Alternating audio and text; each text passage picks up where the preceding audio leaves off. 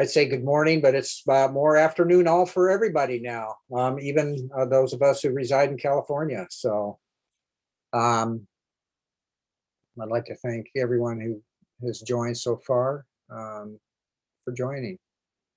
So Teresa couldn't be with us today. Something came up at her work, unfortunately. So she was not able to join us. Can everybody hear me all right? Jake, there we go. That's good. So thanks. This is our June meeting that we've got going on here now. My name's Steve McKenzie, Director of Facilities and Planning at College of the Redwoods. Yeah, Gary wants to come on in and join us. So again, our monthly meeting of the in our virtual roundtable of the Housing Facility Services Committee. So we'll swing through things here. We've got Allison, JJ. So these meetings have really become pretty interactive with a lot of participants.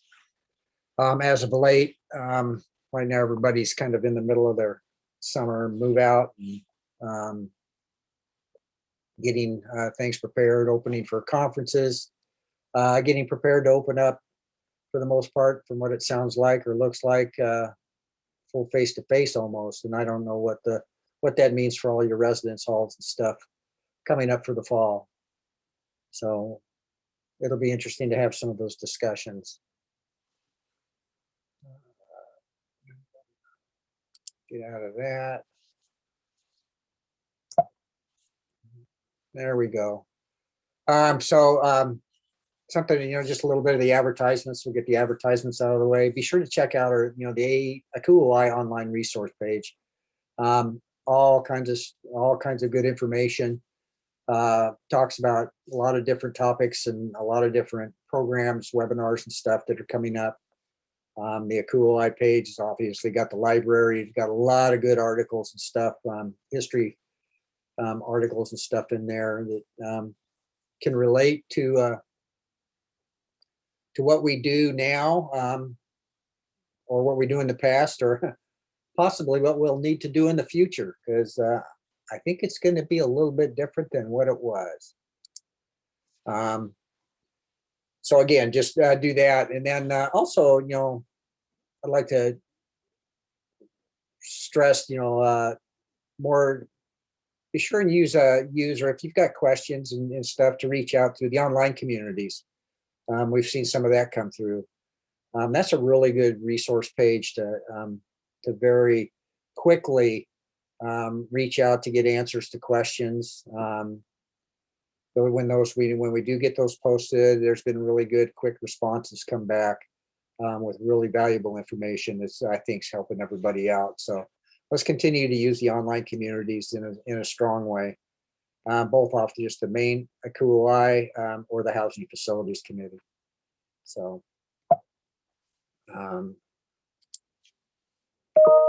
again, my name's Steve McKenzie, Director of Facilities and Planning at the College of the Redwoods, small college up on the far north coast of California. We like to call it behind the redwood curtain. They're not the easiest place to get to, but we like that because kind of keeps it kind of private and small at times. So a few notes about today's session. They're conversation based, not a traditional webinar. So when we talk about roundtables, and when we've gone to when we've had the opportunities to go to the conferences in face-to-face, where we get the networking, I really value the format of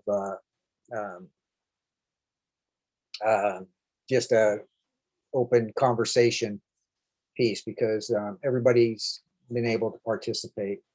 So the roundtable discussions I think are extremely valuable. They truly lend to that networking part of our jobs, which I think is valuable. It's an opportunity to connect and be a part of the webinar.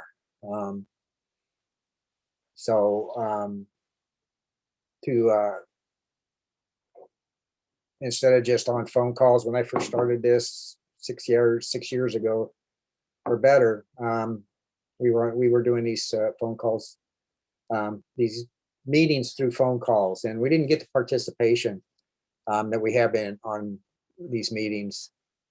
So, sorry about that. Got to get back to the slideshow. So if you're able to, have your webcams on and your microphones muted when you're not speaking. But please, we like to see you and pipe in when you've got comments or questions or something you think is valuable information to pass along to the group. I think everybody's gonna have some interesting. I think there'll be some interesting conversation about what it's going to look like for reopening for a lot of people coming up, and what that means. So we'll go ahead and start to get some reports out now from our subcommittees and stuff. And I know we've got JJ on the line today. So JJ, Associate Director of Operations and Crisis at New Hampton University. JJ, you have some invaluable information for us. I mean, it certainly is valuable. You may have seen it, but just a reminder that the ACUHO-I and APA Housing Facilities Conference, a joint conference, will be October 21st and 22nd this year, and it will be fully online. The call for programs is currently open. So if you are interested in submitting a program idea or registering for the conference, I put the link right in the chat for anybody who is interested in submitting a program or going ahead and registering for the conference. It should be a good time. We did it as a virtual format last year, and in interest of trying to keep everybody safe and not being completely fully out of the pandemic, we're going to go ahead and do virtual again. All right. And then I know Aubrey had also sent out an email last week that looking for reviewers for the programs that have been submitted for the sessions for that conference. And it was an extremely strong turnout at our conference last year. Over that 2 days, I think we ended up with numbers up around 800 total participants in that conference, which is just about double of what we get in the when we're able to meet in a face-to-face conference, but which I still think is extremely valuable, the face-to-face. But we'll do it again this year as a virtual conference, and see where things take us next year. So, all right. I don't know why I'm going backwards. Committee for Recruitment of Minorities and Women in Housing Facilities. Doesn't look like I don't see Dee Dee on today. This is another really good committee. I was looking at some information last night. This committee started out more as almost like a focus group. And then in 2017, we did a roundtable. We set this up as a small roundtable at the conference, expecting small group, maybe 8 to 10 individuals. This ended up being probably one of the most well attended roundtables that I've ever seen. We ended up with about 60 individuals in this roundtable. It's a really, really important topic. It's a really good subject. And we got a lot of tremendous good input. So Dee Dee's kind of leading the charge on this committee right now. But I know she's busy with some changes, and then they've got some overall operational changes that they're dealing with on their facility side, in their conversion and blending of housing facilities in with their main campus facilities. So she's been a busy person as of late. Our communication committee, Joel, Manager of Events and Outreach, Oklahoma. He's not on today either. I haven't heard from Joel. Joel does an outstanding job, but he keeps us well informed, keeps us up on the meetings. puts out a lot of good information. Sustainable Facilities Committee. Next meeting, we're showing at 4 o'clock today. If you can join that. We don't currently have a committee chair for this committee at this time. This one's been pretty vacant for quite a while. So I think if you can get the opportunity to jump into the main ACUHO-I Facilities Sustainable Committee meetings, then that's, again, that's really good information. This doesn't, to me, this committee doesn't necessarily just talk about or mean, you know, geez, how much water did we save? What are we doing for energy efficiencies and stuff? But there's a tremendous amount of what we do just day to day on the administrative side and stuff that's outside of the environmental sustainability issues that we've got on campus. So there's a lot to discuss in this one. Executive Committee Liaison, Josh, I don't know if Josh is on today. I don't believe so. No, I don't have Josh quite yet. I don't know if he'll be joining us. I haven't heard from Josh. Associate Director, Facilities Operations and Special Projects at the University of Washington. Josh has been really very participative in this committee and with the committee chairs, subcommittee chairs this year in his role as our ACUHO-I committee liaison. Has a lot of great input, so we continue to look for his guidance going forward.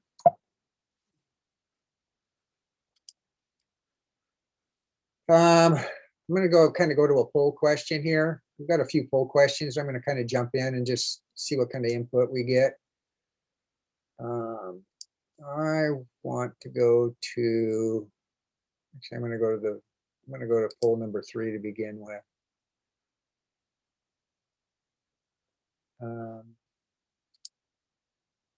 Access control. Well, this was access control. Polls closed. Where you had brass keys, electronic access, or combination keys and access.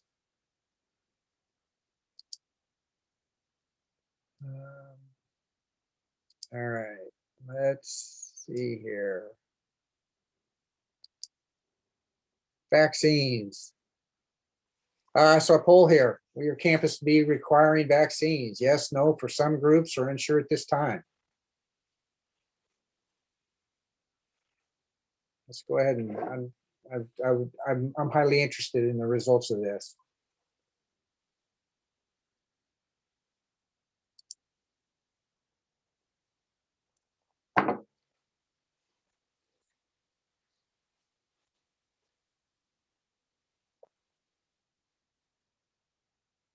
All right.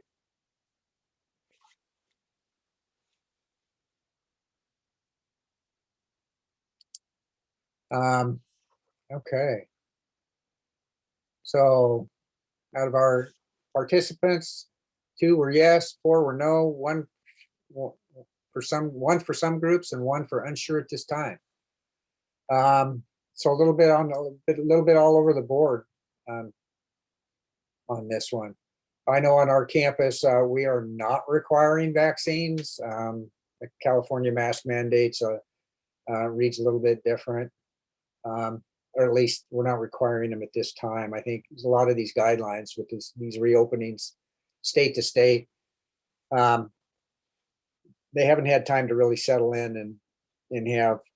I know we're waiting for our OSHA to make some changes to their rulings from their previous rulings and stuff and directions before we make and come up with a lot of the calls on this. So this is kind of where it was for those. So we've got that. So we got the electronic keys, electronic access, pros and cons. I think we talked about this last time. Uh, consult with the colleagues. If we're not able to get all of the topics, we encourage you to reach out to us or others with specific questions if you're able or willing.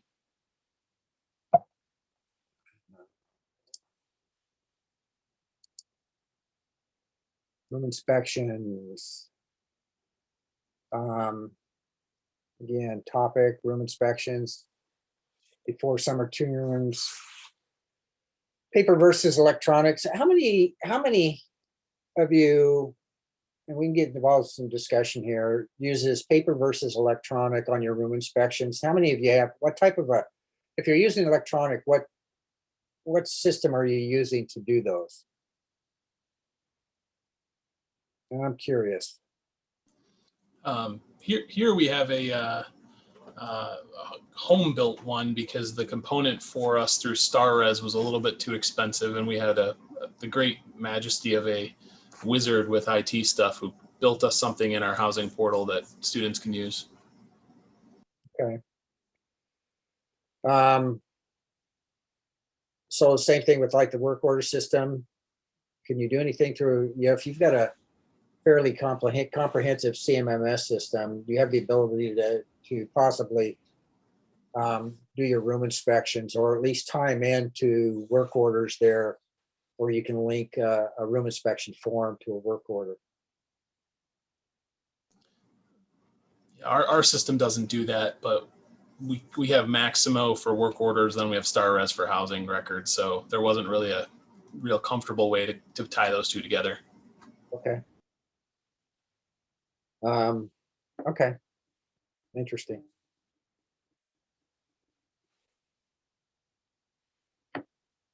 All right.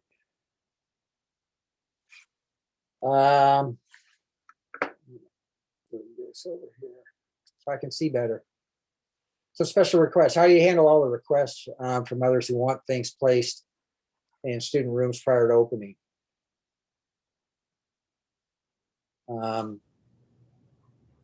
I know a lot of these go through, we had them, both the Res Life staff and even some of the facility staff, because we were getting in each and every room to make sure they were ready. Had a lot of custodial staff. They would also help put out informational items in the rooms and stuff. I know with, you get into some union environments, some questions come up about that. We just say no. Just say no. I like that, Gary. Good to see you, Gary. See you Tuesday. Yeah, and I think, and there's a lot of institutions that are pretty firm about things like that, especially with trying, a lot of places asking us still to do more with less. We really got to prioritize, and just how it affects the group, and how it affects the facility staff down the road. Some of it's important informational wise, but I think there are other avenues to get mass information out. So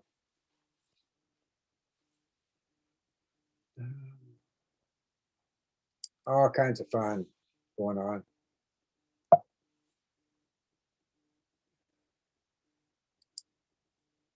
Inspections, special requests, centralized facilities. I know that Kaditi's been working through this, and I know that I went through this up at Humboldt State a few years back.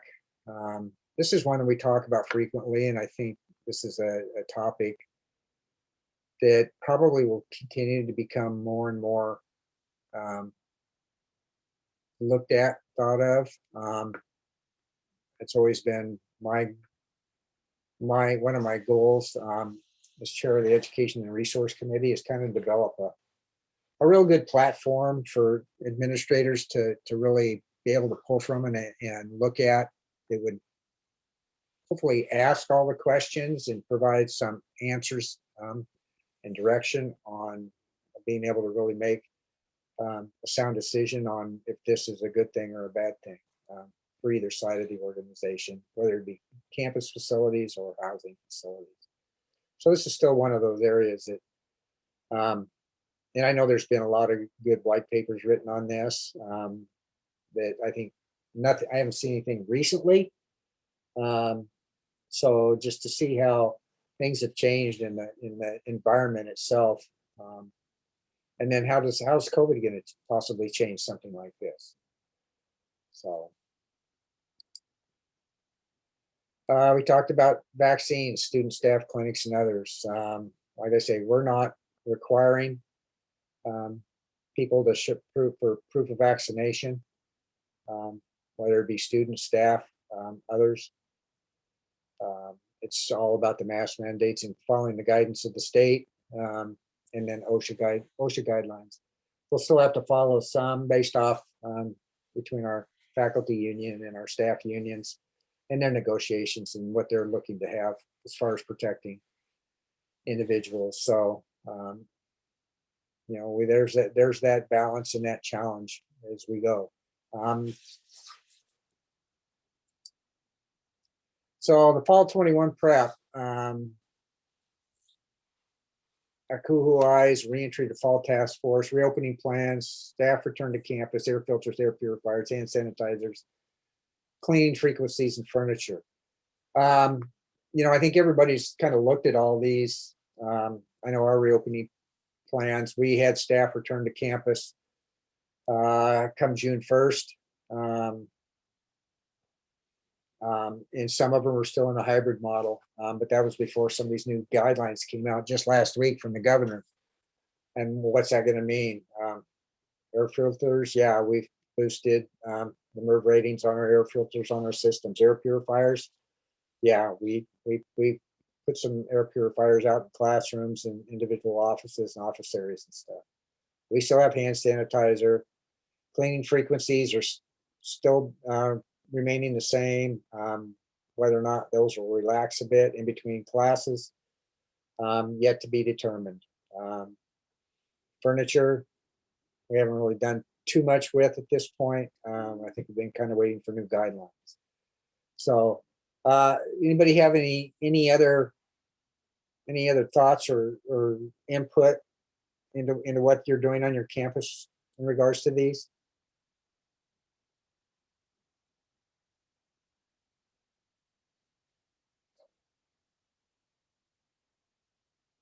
All right. I'll talk for a little bit. Our state system is pretty consistent in New York. We as a system require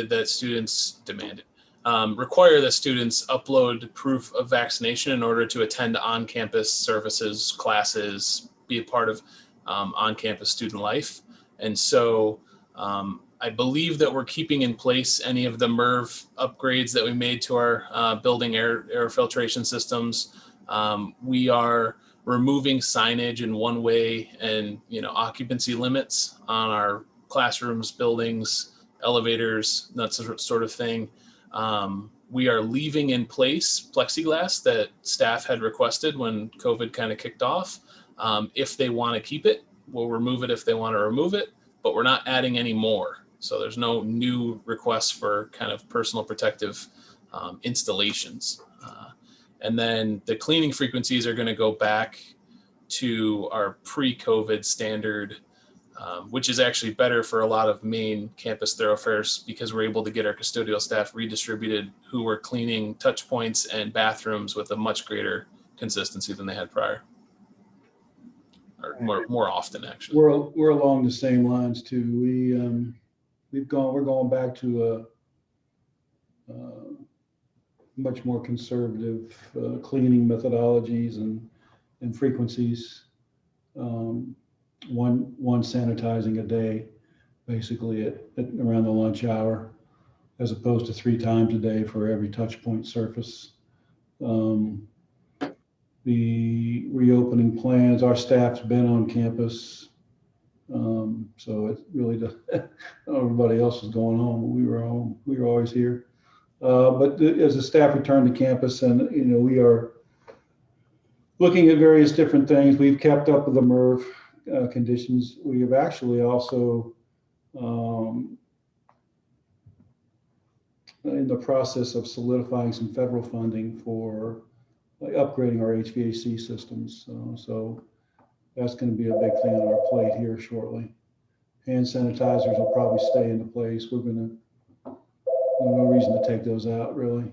And the furniture is, nothing, we're not doing anything with our furniture really much. That would be my question, Gary, probably specific, you talk about the federal funding and a lot of these COVID funds. Are you looking to utilize any, anybody that's on the meeting today? Are you looking to utilize those funds for some of these major improvements, HVAC? I know on my campus, I'm getting ready to put out an RFP for to get all of our HVAC systems assessed to just see what kind of condition, what we need to do, what needs. That's really the critical thing, I think, is to make sure that you understand the standards of which you have to operate by, whether you have to set those standards yourself or whether you have to accept standards from others, in terms of air changes and those kinds of things within an occupied space. So assessment is truly the key to knowing where you're going to be. And then, we put money, I don't know if it's, not going to say it's good money after bad, but we spent a lot of money from the governor actually gave us money to do this, to put ionization units in all of our units. I just admit that I'm not up on the ionization technology enough to say whether it was a good move or a bad move, but I can tell you this, I haven't seen a metric yet that tells me whether or not it's effective. That's really the other end of that, is to make sure that there's some kind of metric that you can use to base decisions on whether or not you're getting the bang for your buck, the return on your investment that you're looking for. So Right. I haven't seen it. I don't know enough about the ionization technology to say whether it's worth it or not, but we certainly went down that road and put a lot of those units within our air handlers to try to figure stuff out. So yeah, and there's monies available for that kind of thing, and I think people are kind of scrambling right now to make sure that if there's a piece of the pie to be had, we go and sit down at that table. Yeah, and I find it kind of a challenge. I see some things as having a real benefit. It's like the HVAC systems we talk about here, and the ability to really get them assessed and see what I need to do and possibly get some upgrades done to them while the funding's still there and available. But it's trying to balance, utilizing good data and trying to balance what is truly going to provide a value to the building, as opposed to somebody trying to sell something that doesn't have. Yeah, and a lot of it is depending upon your facilities. I've got facilities that still have 2-pipe systems with no makeup air. So it's kind of a no-brainer if they're going to give me money, and I'm gonna plop in a 4-pipe system with makeup air to try to make things better. But if you've already got 4-pipe systems with a good controlled and treated makeup air coming in, I don't know how much more you really can do from an effective standpoint that's going to make a difference, unless it's just replacing old equipment with newer equipment. But if you don't have any of that, if you've got if you have individual units or you have, like I said, 2-pipe systems and that kind of thing, and you have an opportunity to upgrade and really are going to make an effective change, then it seems to be worth the while to go after that money. Right. One thing I just put an RFP out on the streets today, was to put operable windows in a few of my buildings, and they're some of the newer buildings. Good luck. Yeah. No, I'm serious. I mean, I love, ASHRAE is a great thing. I mean, I don't want to put down ASHRAE whatsoever in terms of its effectiveness and what they've been able to do, but you know, when you build a building and you, the first thing that comes up when you're starting your building envelope talk is, well, are the windows going to be operable or not? And ASHRAE says, well, if you're going to have a 4-pipe system, you're going to have makeup air. If you have makeup air, you got to have, you know, non-operable windows. Yeah. In order to control that. And I'm like, you know what? I'm so old school, it's beyond old school, but like, you know, if you get stuffy in your room, open your window. You can, you know, that's me. But if you have an opportunity to go and get operable windows, I think it's great. Are you going to go and you're going to put the sensors in so that it cuts off your AC if you open your window, that kind of thing? Well, see, here's the deal. I don't have AC. Well, there you go. You've got it made then. You don't have mold if you don't have AC. Yeah, we don't. You know, up here on the North Coast, if Yeah. it gets to be 75 degrees, Gary, they consider that a heat wave. So Good for there's you. we have no HVAC in any of our buildings. I have a science and humanities buildings that were both. But you have buildings without operable windows, Oh yeah, and you I don't got have I AC? got my science and humanities buildings were built in 2013. My student services and administration building was built in 2012 by the same architect. Student services has some operable windows, transom style up high. Science and humanities, which are, you know, a lot of classrooms and stuff, they don't have an operable window one in them. So I'm looking to put operable windows in there because I can utilize the funds to do it. And I think it's just going to make for a healthier building because I don't have to worry about HVAC and whether or not, you know, on the outside air type thing. So to me, it's money well spent. Are you changing your air in there at all, or you just No. No? No. That's interesting. That's very Yeah.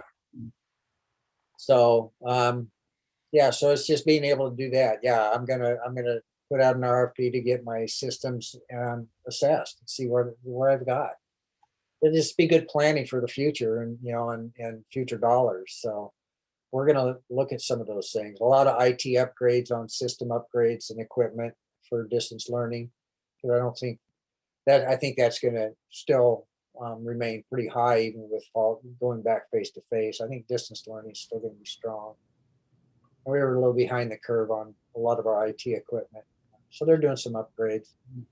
Contact tracing, we'll see what OSHA comes back with. If we have to maintain with some of the contact tracing stuff, then I'm going to look at some access control systems on some of the buildings that I can utilize because I can fund those through some of these COVID funds as well to get access control on my buildings, which is I'll never have the money to do it unless I can. I do it now. So trying to look at doing some creative things that'll really benefit the college down the road. So that's good information. Anyone else looking at some creative ways to utilize some of these COVID funds, some of this federal funding?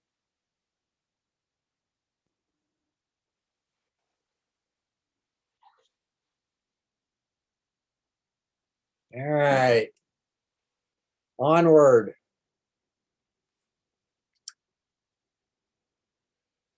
Furniture standards, removal, disposal contracts, best practices. I think we talked about this, and we were going to do a little investigative work on this, and I don't know where we're at with this one. Does anyone have any information that they might want to share on our furniture standards? Well, you know, I got to try to impart to my colleagues here and in others places too when I do some consulting here and there. But, you know, the standards for everything we do in facilities are really ours to set. And for us to go looking at books and you know, go to APA or go anywhere you want to go and try to find standards, that should help you. Benchmarking should help you, but the standards are really ours to set. You know, what is it we want in furniture? Do we want it, you know, do we want it adjustable? Do we want loftable beds? Do we want, fully, do we want just anything besides springs? Do we want something to put furniture underneath? All of those things are ours to set. Do you want real, you want wood, you want, laminate, wood, all of that stuff is ours to set. And if you set them, then you have a way to measure whether or not your buildings are making your standard or not. And when you have money available, that it comes available, then you know where to put your money to get your best bang for your buck, is to make your buildings come up to your standards. So that's kind of where I am with furniture and a lot of things. I know that, furniture is of any magnitude, when you start replacing it, is pain in the butt. Once you've decided on your manufacturer, get your bids and all that, and do your assessments, and some of us go way to the other end of the spectrum and make sure that all the students have every opportunity to weigh in on your furniture. And, that's really great, but you need to have some kind of a standard amongst your own staff, in terms of, you don't want 15 different manufacturers. At least I don't want 15 different manufacturers on my campus. So I might choose a manufacturer and give them all kinds of opportunities to tell me what within that manufacturer's line you like. But I do the research on the facility side to make sure it's quality and all that. But then you have to get rid of the old furniture. And I think that's really where the pain in the butt comes around. Yeah. What do you do with your old stuff? If you're a state school, it is state property, and you can't just toss it in the dumpster. You have to have it surplused. Surplusing, 1,000 sets of furniture is not an easy task. And, the charities aren't going to come out of the woodwork necessarily to come and get it. But everybody wants to, I'll take 4 beds, or I'll take 6 dressers.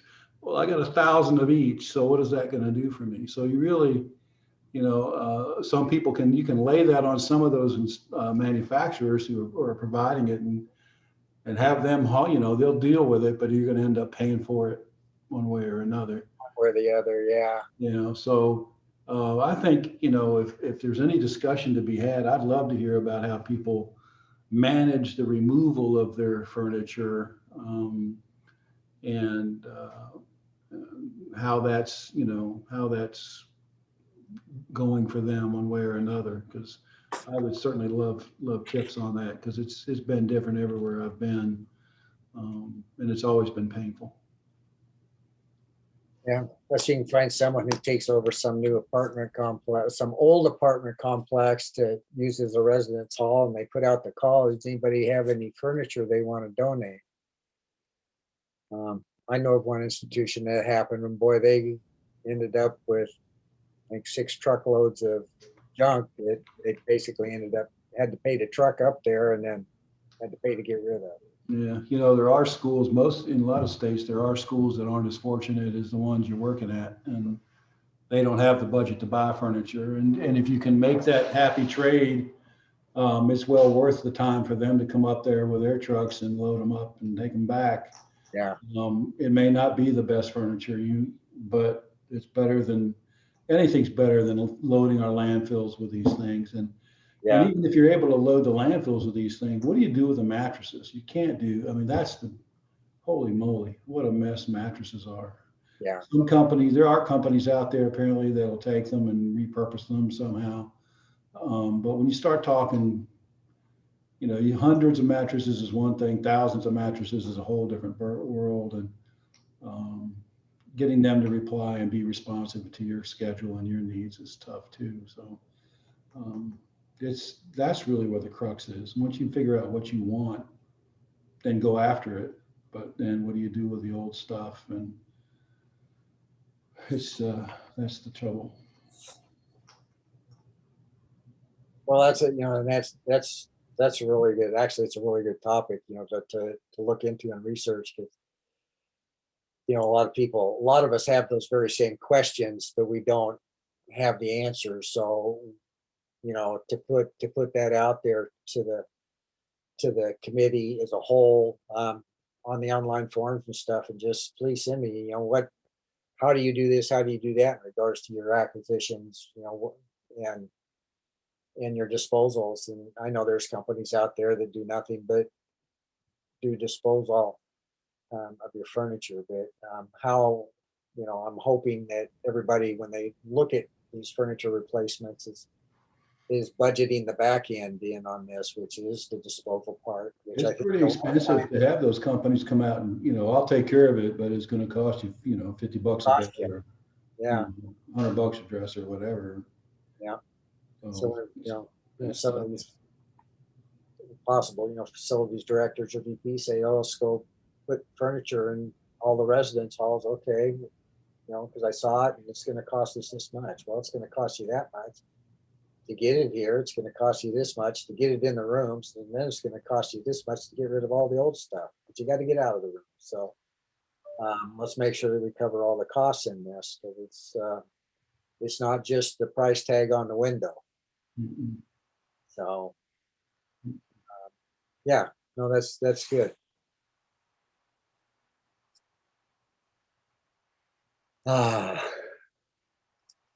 So this is a big topic right now. Cost escalation impacts for those of you who've got new construction going on or new construction planned coming up. If you've been tracking this at all,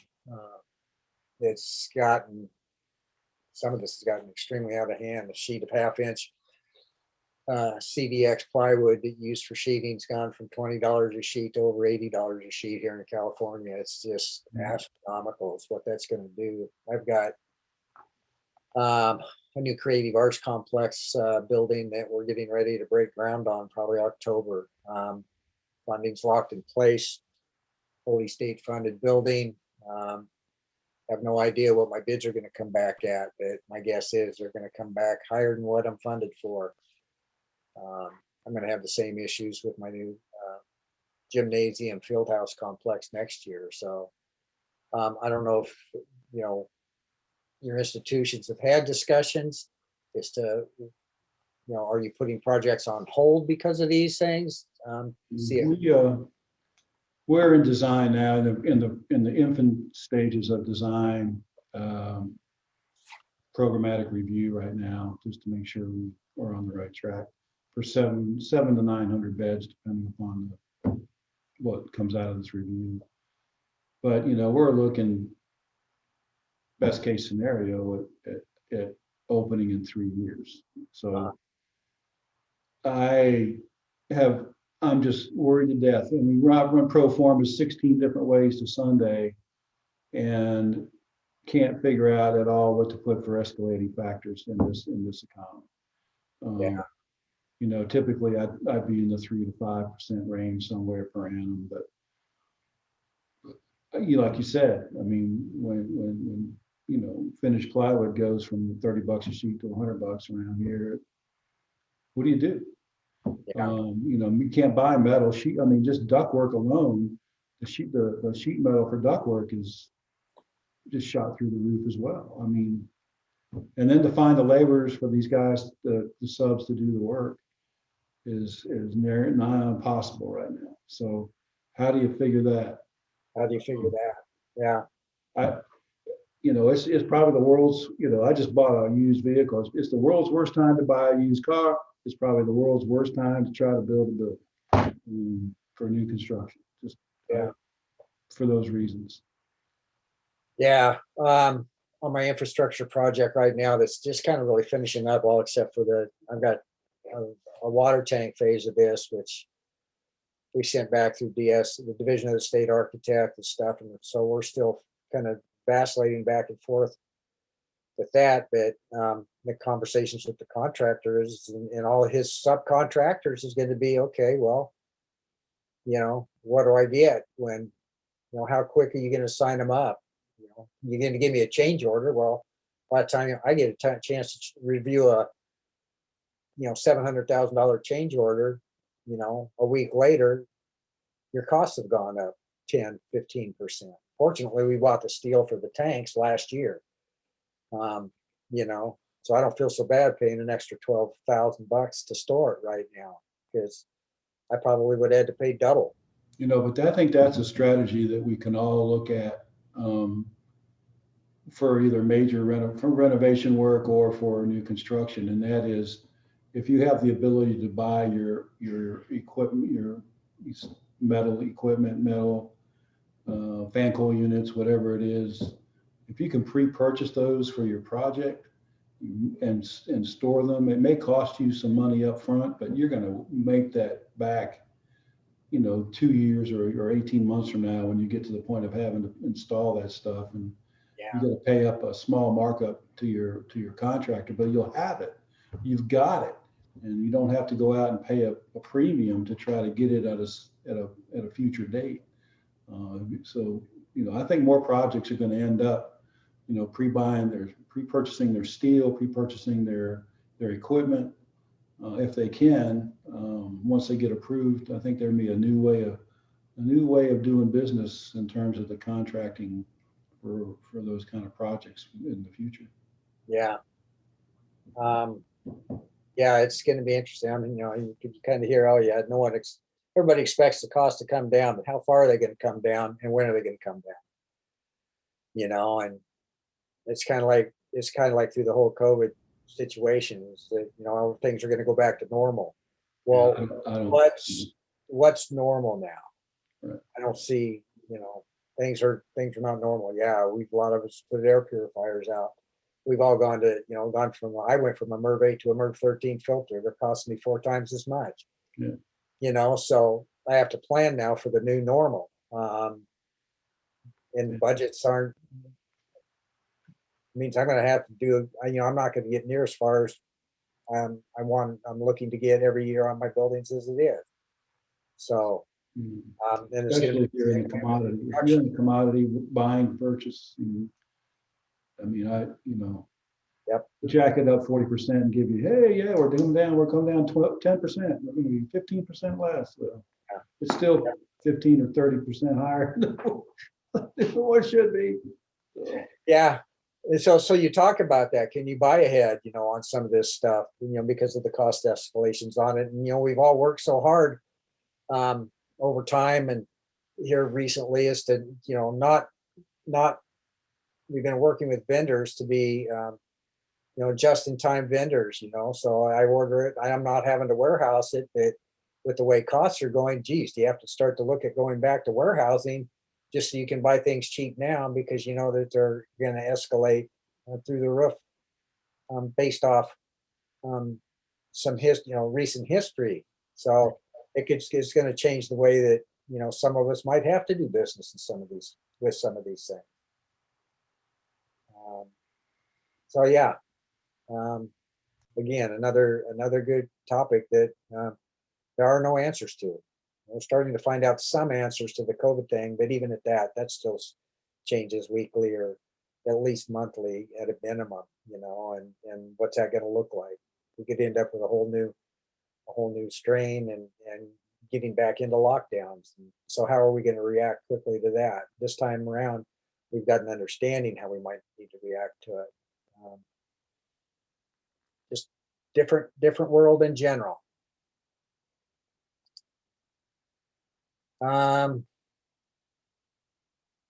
Let's see. Well, let me go back a little bit. So is there any other topics? Let's just open it up to the floor. Does anybody else would like to talk about anything else? Anything in general? Anything that's on your mind? Any concerns you've got about your facilities?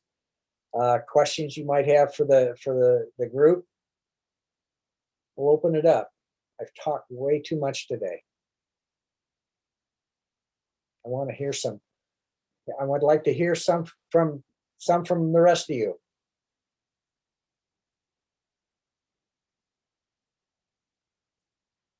All right, then.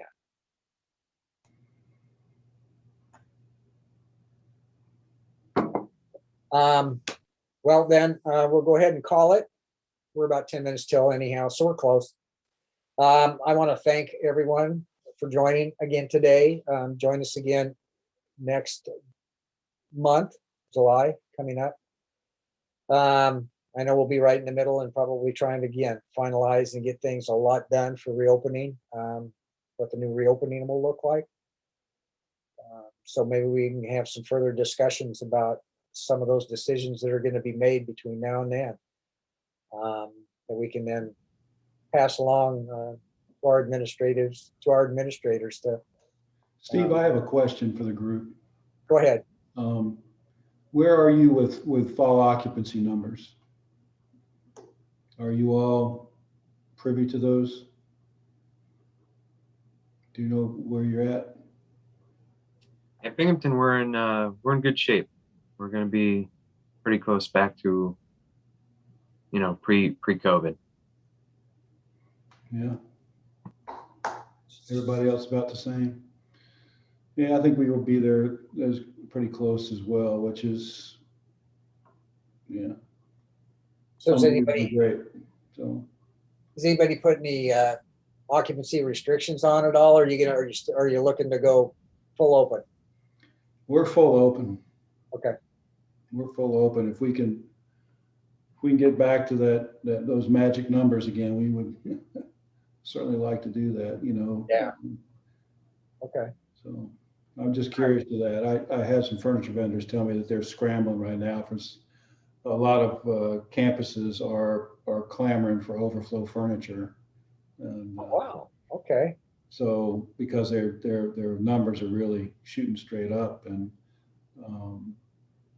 there is no overflow. I mean, they don't have it any better than anybody else. They've got to get their materials the same way. And Yeah. they're hurting, and you can't get foam. Believe it or not, foam to make soft seating, love seats, sofas, and that kind of stuff.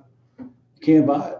You can't get it. So it's going to be tough opening, I think, for people. Are going to have to scramble and find another year or two out of their existing. But anyway, I was just curious because I think we're somewhere in the 94% full right now, and moving up a little bit more every week. So it's getting better. All right. Well, that's good to hear. It's good to hear across the board, because I know everybody's numbers are down, and financially, not a good thing. But if we can, everybody can get back to strong numbers and strong occupancies, and that's really good to hear that actually some are, because of the overflows. But again, then you come into the commodities, the whole commodity situation with trying to outfit some of these. And, that's going to be a challenge for a while. Costly one at that. So. All right. Thank you all, and we'll look forward to seeing you next month. I'm sure Teresa will be back, and she'll provide us with a vibrant discussion going forward. So thanks, JJ, Gary, everybody. Thank you, Steve. Appreciate it. Thank you, JJ. Thanks, Steve. And we'll go from there. But everybody have a safe time, safe holiday coming up, safe 4th for sure. And we will see you next month.